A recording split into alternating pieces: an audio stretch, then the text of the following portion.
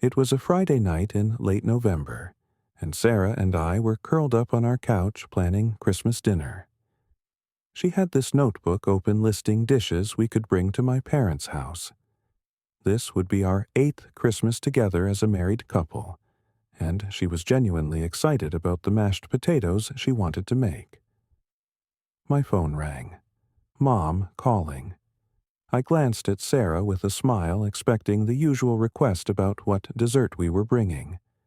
But when I answered, Mom's voice sounded different, nervous, almost defensive.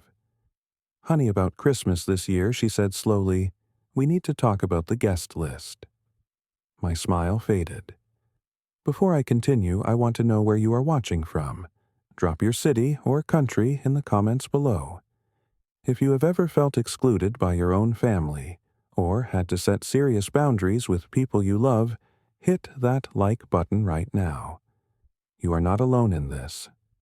And subscribe, because what happened next completely changed how I see family, money, and respect." So, there I was, holding the phone, watching Sarah's excited expression slowly shift to concern as she read my face. Mom's words were about to shatter what should have been the happiest time of year. And the worst part. This was not even the first sign. I just had not wanted to see it. I put the phone on speaker so Sarah could hear. My mother, Patricia, cleared her throat. "This year, we are keeping Christmas dinner small," she said. "Really intimate, just immediate family." I felt confused. Mom Sarah is immediate family. We have been married 8 years. Well, she hesitated. Space is limited. The dining table only seats 8 comfortably. I started counting in my head. Me, Sarah, Dad, Mom, my sister, Melissa. That was 5 people. Who else was coming? Melissa is bringing Derek. Mom added quickly. I stopped. Derek. She has known him for 3 months. Patricia's voice turned defensive. He is important to her. She really wants us to meet him. I looked at Sarah. Her face showed no anger, just hurt and confusion. The kind of quiet pain that cut deeper than any outburst. "Mom," I said carefully, "Sarah has been part of this family for almost a decade. Derek is a stranger." "Why are you making this difficult?" Patricia snapped. "It is just one Christmas. Sarah will understand." She said Sarah's name like it was negotiable, like my wife was optional. The call ended badly. I told Mom we would talk later, but my mind was already somewhere else, somewhere darker. I started remembering things I had pushed aside for years. Our wedding, for instance. Patricia had obsessed over every detail of Melissa's role as bridesmaid. What dress she would wear, what flowers she would carry, even what shoes would photograph best. But she barely asked Sarah about her preferences for anything. Not the flowers, not the music, not even the cake flavor. Then there was last year's family vacation to the lake. My parents paid for Melissa's boyfriend at the time, some guy named Travis, who lasted all of 4 months. But when Sarah and I asked about joining Dad, suggested we might want to book separately to save money. Save money. As if we were distant cousins, not his son and daughter-in-law. And Patricia's birthday dinner last March. She made shrimp scampi Melissa's favorite dish. Sarah is severely allergic to shellfish. Everyone in the family knows this. There was no alternative entree. Nothing. Sarah ate bread and salad that night while everyone else enjoyed the meal. When I mentioned it later, Mom said, "Oh, I forgot," but she never forgot Melissa's preferences. Not once. I looked at Sarah sitting beside me on the couch, trying to hold herself together. "It is okay," she whispered. "We can do our own thing." But I saw the tears forming in her eyes despite her brave face. I saw 8 years of small rejections, subtle exclusions, and quiet humiliations that she had endured without complaint. She had tried so hard, brought thoughtful gifts to every occasion, helped with dishes without being asked, remembered everyone's birthdays, learned everyone's favorite recipes, and they treated her like a temporary guest. "No," I said firmly, "it is not okay." Something shifted inside me in that moment. Something that had been bending for years finally snapped into place. I called my mother back. "If Sarah is not welcome," I said, "then I am not coming either." There was a long silence on the other end. "You are being ridiculous," Patricia finally said. "Do not be so dramatic." Then I heard my father, Richard, take the phone. "Son," he said, in that stern voice he used when I was a kid, "do not upset your mother. It is Christmas." "Dad." I replied, "This is my wife, your daughter-in-law for 8 years. We are not saying she is not family," he said clearly, reading from some script he and Mom had prepared. "We are just saying, this year maybe you two can celebrate on your own. Start your own traditions." The irony hit me like a physical blow. They never suggested Melissa start her own traditions, not once in her entire adult life. "Let it go," Sarah whispered beside me, her voice cracking. "It is not worth the fight." But it was worth the fight. She was worth the fight. "No," I said into the phone. "This ends now. Call me when you are ready to treat my wife with respect." I hung up. Sarah broke down. Not from anger, but from the weight of years spent feeling less than. "I always felt like I was not good enough for them," she confessed through tears.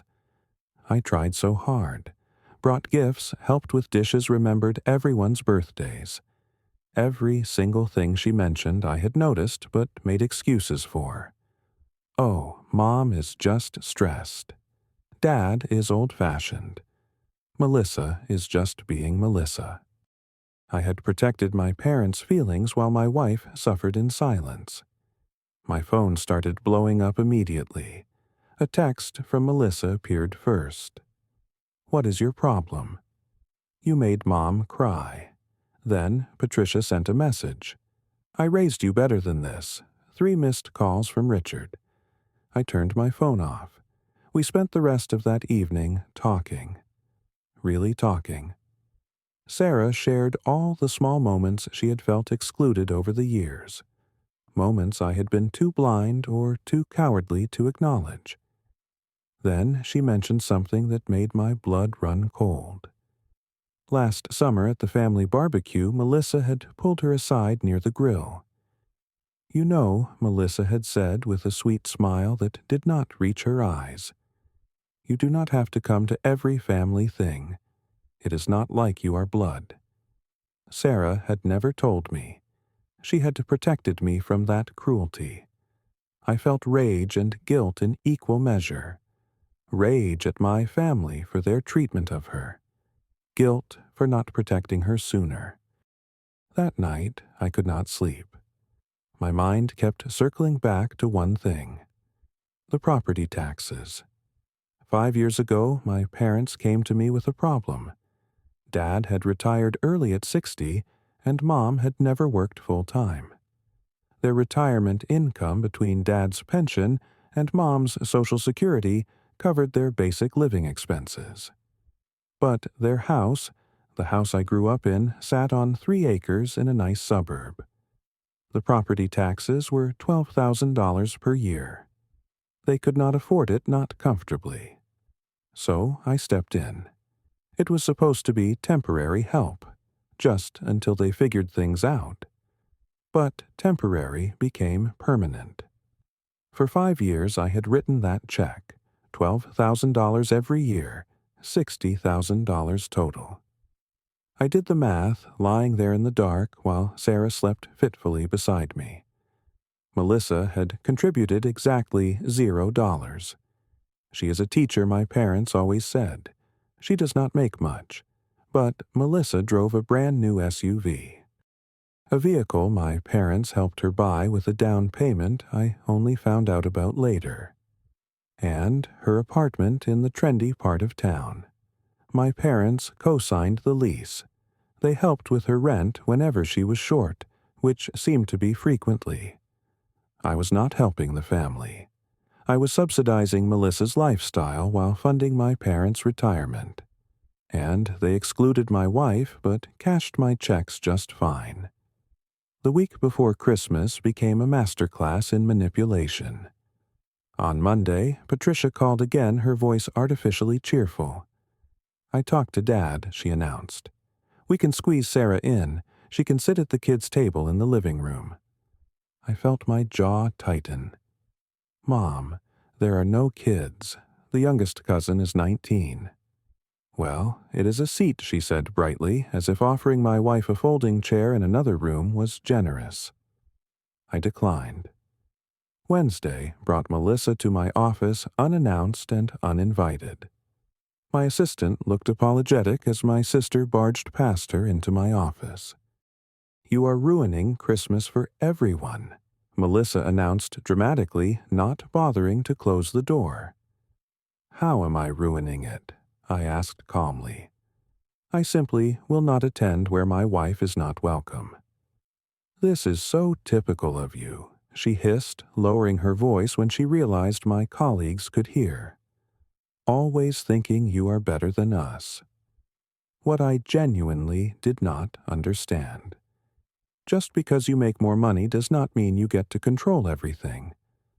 There it was, the real issue. Money. "Is that what this is about?" I asked. Melissa's face flushed, giving her away. She tried to deflect, but the truth hung in the air between us. She left with a parting shot. Do not expect Mom and Dad to forget this. Friday arrived 3 days before Christmas. Richard called, taking a different approach. "Your mother is devastated," he said heavily. "This is probably her last few good Christmases." My mother was 62 and in perfect health. This was pure guilt manipulation. Family is supposed to forgive and forget. Dad continued. "Forgive what exactly?" I asked. "What should Sarah forgive, being treated like she does not belong?" "You are being too sensitive," he said, his patience clearly wearing thin. "Melissa's boyfriend is new. We are trying to make a good impression."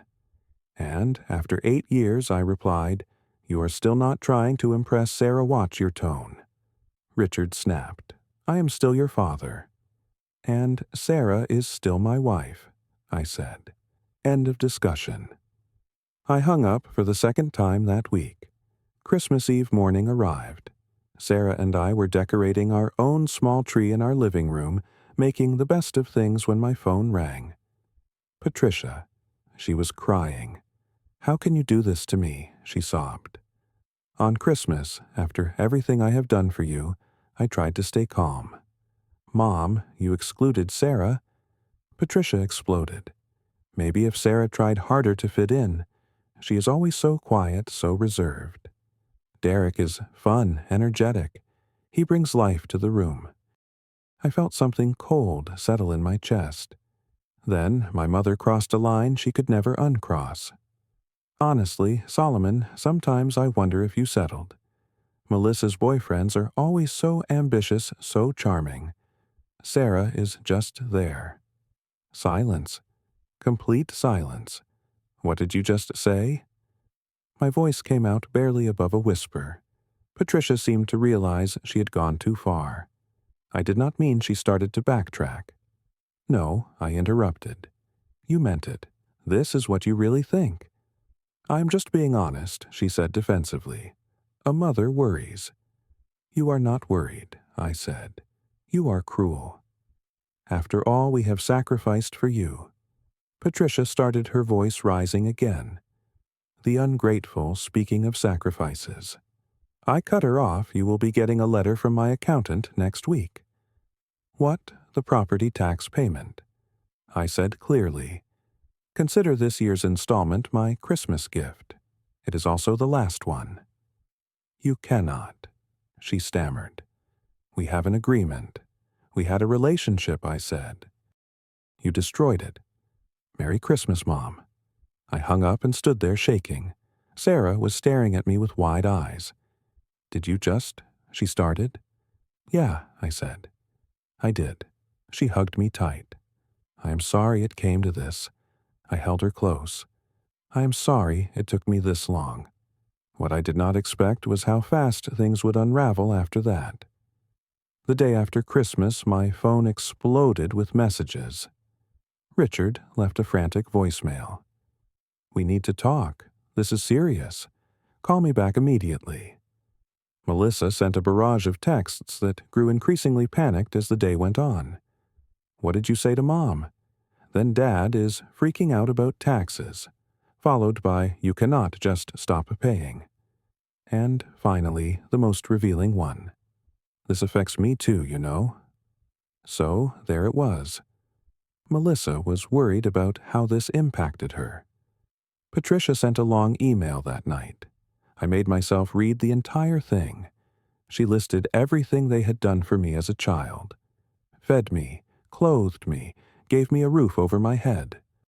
The basic requirements of parenthood presented as extraordinary sacrifices. She mentioned helping with college. They had contributed $2,000 total. I paid the rest with loans and work-study jobs. She talked about family obligations and what I owed them. The email ended with, if we lose the house, it is on you. I did not respond to any of them. Instead, I composed a formal email to my parents. After careful consideration of our family dynamics and my financial priorities, I wrote, I have decided to redirect funds previously allocated to your property taxes toward my own household needs. This decision is final, professional, cold, no emotion. I copied Melissa on it so she would know too. The manipulation attempts intensified over the next few weeks. My aunt called on New Year's Eve. Your parents are beside themselves, she said. Cannot you work this out? I explained the situation to her, the whole situation. There was a long pause on her end. They excluded Sarah, she asked quietly. On Christmas, yes, I confirmed. Oh, honey, my aunt said, her voice completely changed. I do not blame you one bit. My parents apparently had not told the extended family the real story. They had painted themselves as victims of their ungrateful son. Richard sent me a detailed breakdown of their bills in mid-January. House costs, medical expenses, car insurance. The list implied they would be destitute without my help. But I knew their finances. I had helped them set up their retirement budget years ago. Dad's pension was $48,000 per year. Mom's Social Security was $18,000. Total household income of $66,000 annually. The property taxes were $12,000. They could absolutely afford it. They just had to cut back on luxuries, like funding Melissa's lifestyle. That realization seemed to be dawning on my sister, too. She showed up at my house in mid-January, taking a different approach this time. I talked to them, Melissa said, standing on my porch. They feel terrible. Do they? I asked. Or do they just want the money back? She hesitated. Cannot it be both? Have they apologized to Sarah? I asked directly. Well, Melissa looked away. They are working up to it. Then I am not interested, I said, starting to close the door. Wait. Melissa put her hand out. This is affecting me. They are asking me to chip in for taxes. Welcome to being an adult in this family, I replied. Her face flushed with anger, but I saw something else there too. A glimmer of understanding, maybe.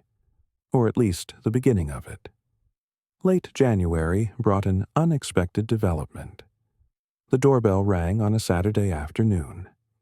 I opened it to find Patricia and Richard standing on my porch looking deeply uncomfortable. Melissa was noticeably absent. They asked to come in. Sarah, gracious as always despite everything, offered them coffee. We sat in the living room in awkward silence. Finally, Patricia spoke. We were wrong. I waited, saying nothing. About Sarah, she continued, her voice cracking slightly. About Christmas, about a lot of things. Richard added, we have been doing some thinking and talking to people.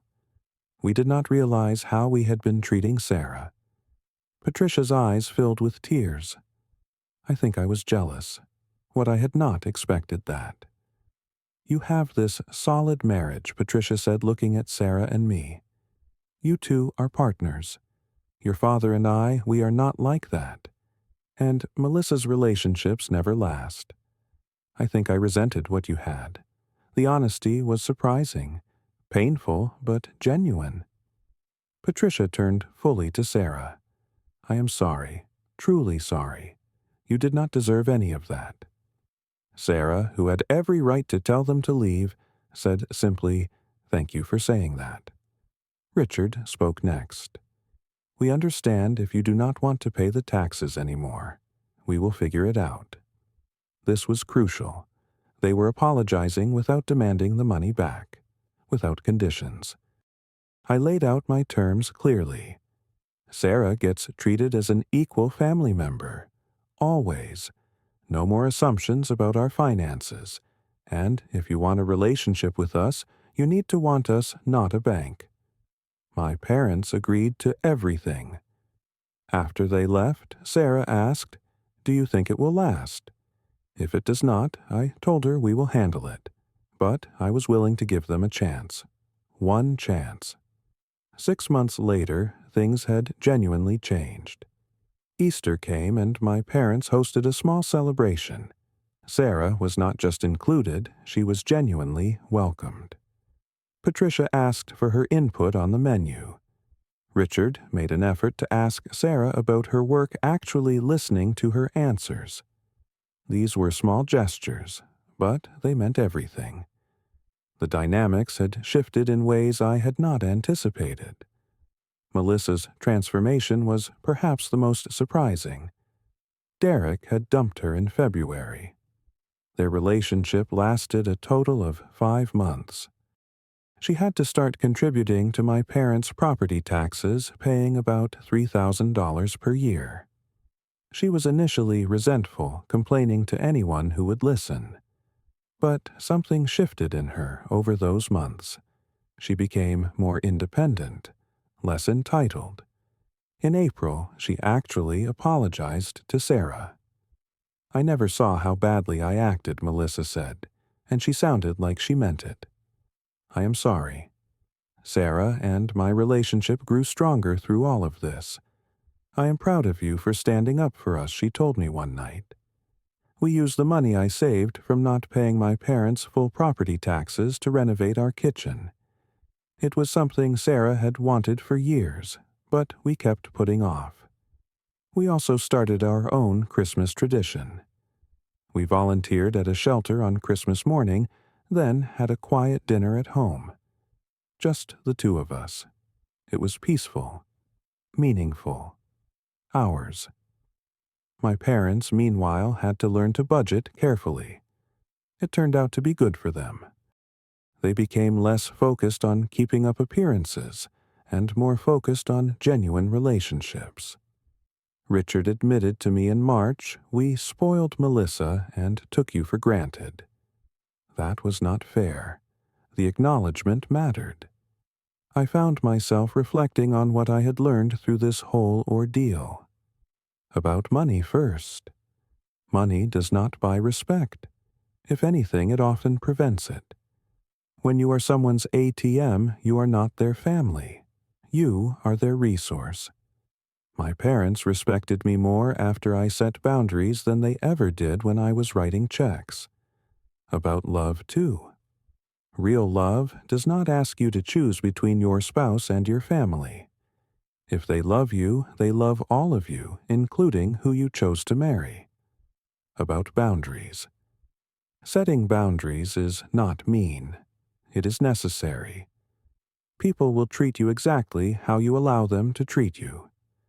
Sometimes the most loving thing you can do is say no.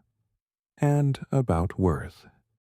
Sarah's quiet strength throughout this never demanding I choose but deserving protection showed me what real partnership looks like. Your partner's dignity is worth more than anyone's approval. That lesson took me too long to learn, but I learned it. Here is what I wish I had understood earlier. Family is not about blood or obligation. It is about respect, love, and showing up for each other. For years I thought being a good son meant making everyone happy even at my wife's expense. I was wrong. Being a good son means being a good man first, and good men protect their wives. The property taxes were not really about money. They were about power, about control, about keeping me grateful and compliant. When I took that power back, I freed everyone. My parents had to grow up. My sister had to grow up. And I had to grow up. Do we have a perfect relationship now? No. But we have an honest one. Do I regret what I did? Not for a second. That $12,000 bought me something priceless. Self-respect. Sometimes I drive past my parents' house and see them working in the garden together. Really working, not just hiring people like they used to. They seem happier, more connected, more real. Sarah and I are talking about starting a family soon, and I know one thing for certain. My kids will grow up seeing their mother treated with respect by everyone, including their grandparents. Because that is what love actually looks like. And if anyone ever asks my kids to choose between family and dignity, I hope they remember this story and choose dignity every single time. Now, I want to hear from you. Have you ever had to set boundaries with family? How did you handle it?